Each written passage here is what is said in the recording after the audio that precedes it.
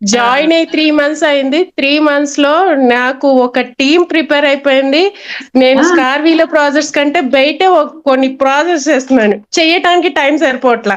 అర్రెర్రెరే! Wow! Okay. ఇప్పటికి నాకు ఒక 15 మంది టీం ఉంది. దగ్గరగా ఒక 10 పేజెస్ కి మెటా యాడ్స్ రన్ చేస్తున్నా. ఓకే. ఒక్కొక్కరు మంత్లీ 30,000 ఎర్న్ చేస్తున్నాం. అబ్బబ్బబ్బబ్బబ్బా!